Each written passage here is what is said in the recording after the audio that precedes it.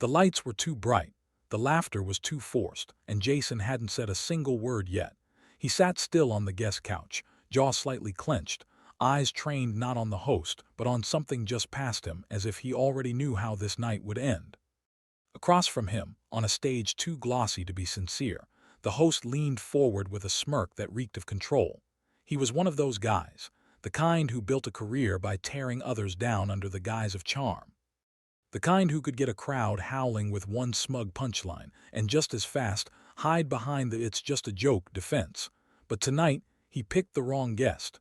"Come on, Jason," the host chuckled, tossing a cheap jab across the table.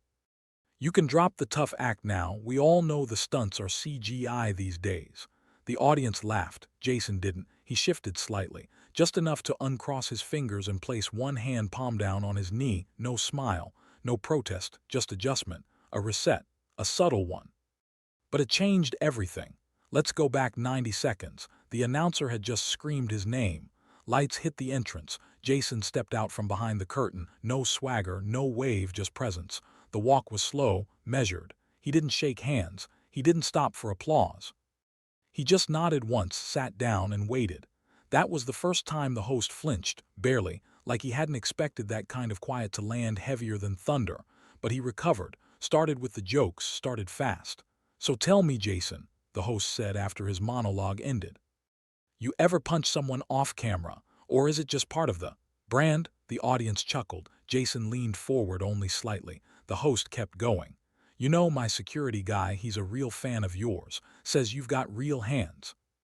I told him, "Relax, the man reads from scripts just like the rest of us." More laughter. Jason's fingers flexed once. The host noticed. That's when he leaned into the edge of it. "You know what I think, Jason?" he asked, grin widening. "I think Hollywood's been selling us smoke and mirrors, and you're just the mirror." Silence. Then a few awkward laughs. Even the crowd felt it. Jason finally looked up, locked eyes with him, still didn't smile. That silence stretched, not long in time but in weight.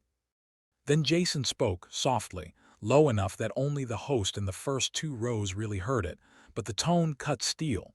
"I didn't come here to fight." The host raised his eyebrows like he'd just won something. "Oh, don't worry, you couldn't, even if you wanted to." Jason blinked once, then leaned back, crossed his arms, and the entire audience, even if they didn't know why, leaned in, because they felt something shift, like an animal coiling in plain sight. Backstage, one of the producers stared at the monitor and whispered, "He's not acting."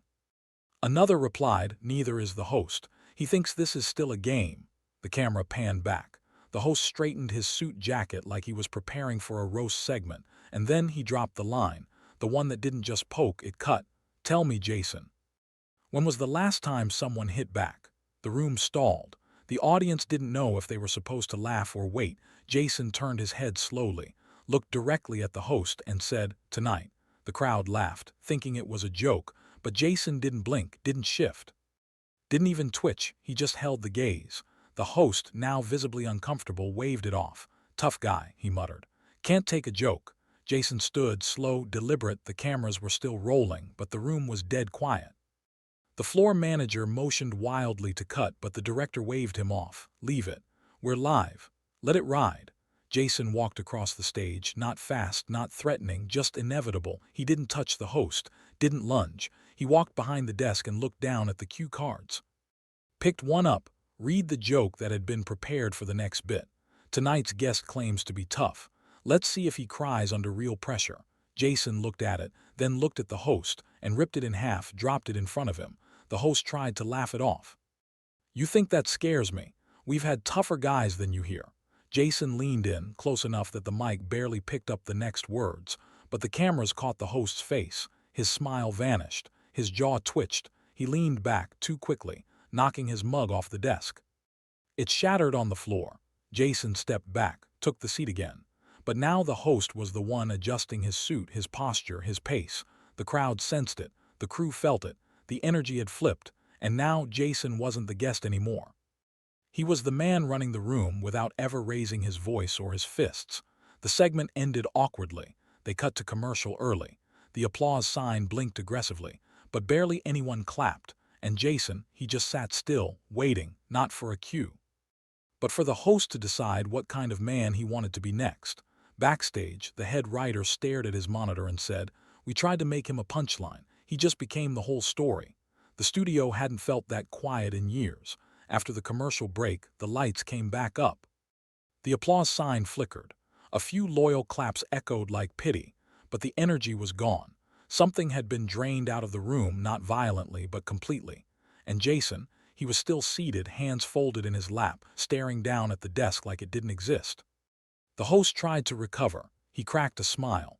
He launched into a pre-scripted comedy bit, a joke about dog breeds and dating apps, but his voice cracked halfway through. Nobody laughed, because everyone was still thinking about what they'd seen. They didn't know how to label it. Jason hadn't raised his voice, hadn't thrown a punch, hadn't even insulted the man, but somehow he'd broken him, live, in real time. And now the world was watching. In the control room, the network director slammed a headset down. "Get him off the stage. Get someone, anyone, to walk him out." But Jason didn't wait. He stood as soon as the fake segment ended, walked behind the host's desk, placed the ripped cue card on top of the remaining stack, then turned to the audience, looked at them, not like a performer. Like a man scanning a battlefield, one eye at a time, no speech, no wave. He walked out through the side of the stage, not the main exit, didn't wait for security, didn't sign autographs, and by the time the camera cut back to the host, he was sweating, badly. He looked down at his notes, then realized he was shaking. Someone handed him a tissue. He waved it off, muttering, "Get me legal. Now." Backstage, Jason's ride was waiting, an old black car, nothing fancy. The driver didn't speak, just nodded. Jason got in without a word and was gone before anyone from the show could stop him. Meanwhile, on the studio floor, panic was setting in. The floor manager ran over to the host's desk. He said something. What did he say? The host didn't answer. He just stared at the broken mug on the floor and whispered. He said, "I wasn't the first."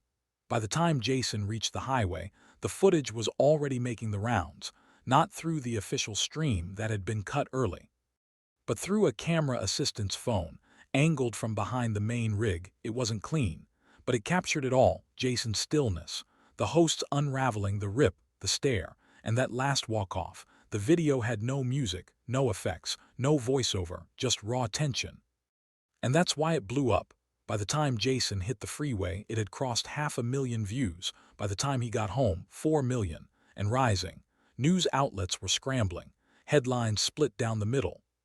Jason Statham storms off talk show set in silent rage. Talk show host publicly embarrassed by guest's cold stare. Industry insider claims Statham was set up for humiliation. The host tried to do damage control. He posted a clip from his green room laughing and sipping tea, saying, "All love to my man Jason. That was just good TV, folks. We're all friends here." But the audience didn't buy it, not after watching the footage. There was no friendship in what happened. There was only truth, leaking through the cracks of a scripted machine. The next day, Jason didn't make any public statements, didn't comment on social media, didn't take calls from the press, but someone else did. A man named Harper Quinn, a former stunt coordinator turned combat instructor, posted a short clip from his private account. No caption, just this: Jason, 10 years younger, in a dusty training yard, surrounded by recruits. One of them, clearly nervous, lunged toward him with a wide hook. Jason didn't block. He moved 1 inch.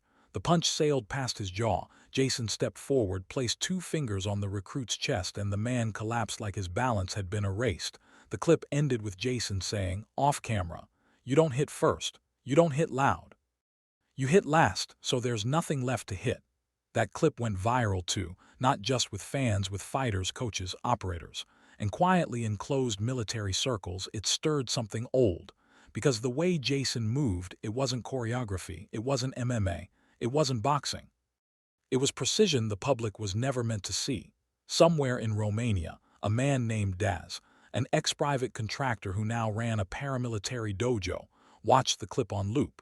He didn't say anything for the first 3 plays.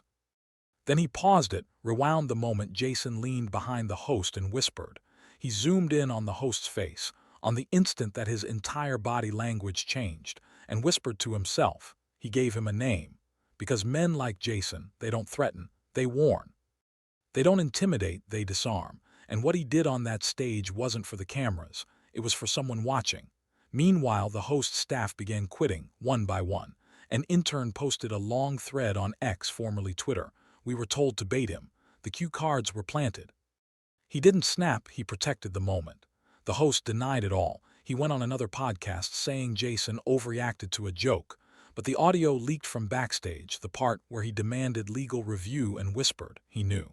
I don't know how, but he knew. That was the beginning of the end, not for Jason, for the host, because audiences can smell fear. And what they saw that night wasn't fear of violence, it was fear of exposure. Jason didn't walk off the stage to escape a trap. He walked through it because he built it first, silently. Step by step. And at a small gym in the outskirts of Liverpool, a teenage boy named Marcus stood alone after class. He'd watched the Jason clip 17 times, not the fight, the stare, the moment before everything fell apart.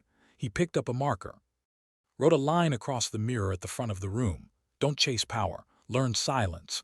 And below that he added one more word, chisel. Because it was happening again, the ripple, the name, the method, and Jason. He didn't have to teach anymore.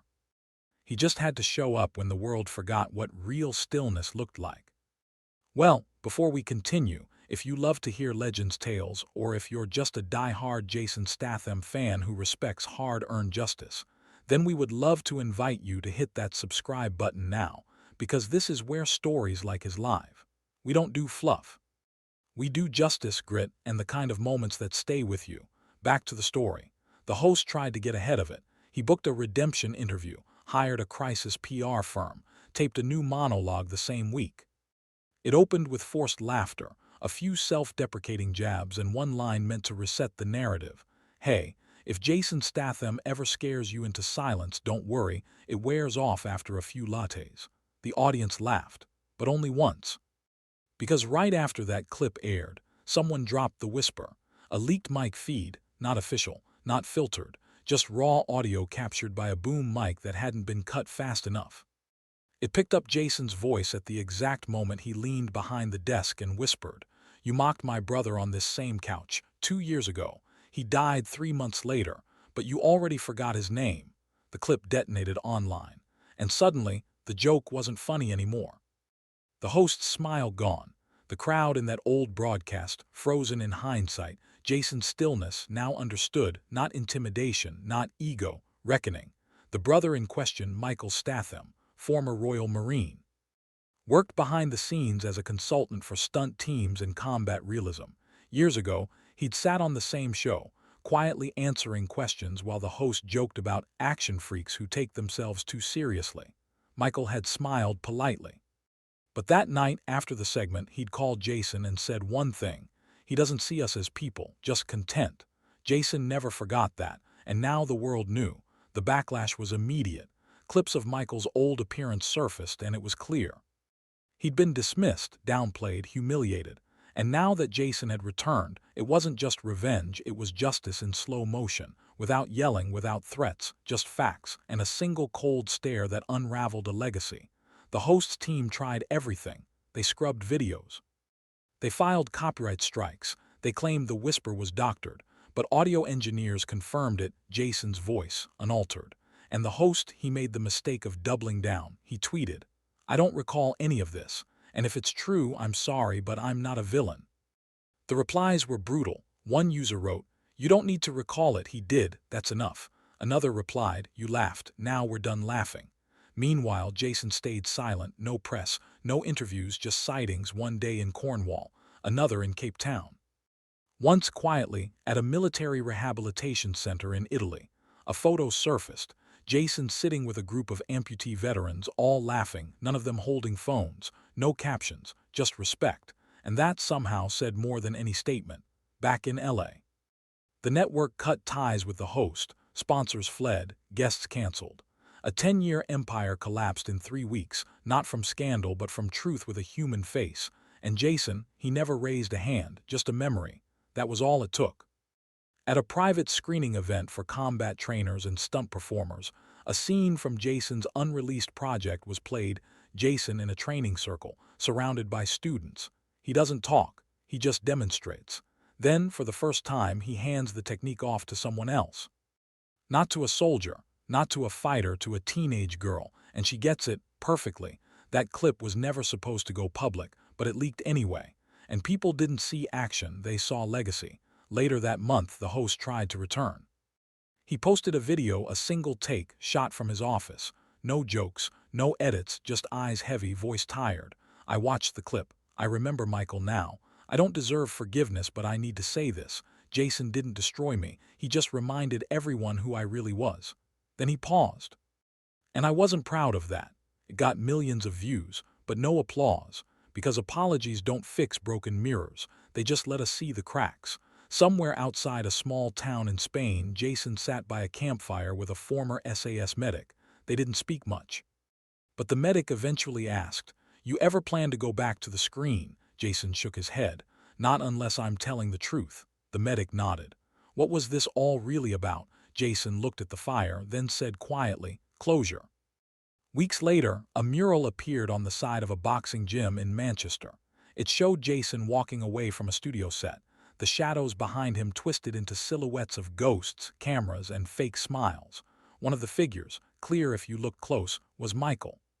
But he was walking beside him, not behind, and on the corner of the mural scrawled in chalk, "Silence is sharp, so speak when it cuts." Back in LA.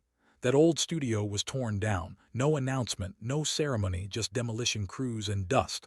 A new studio was planned.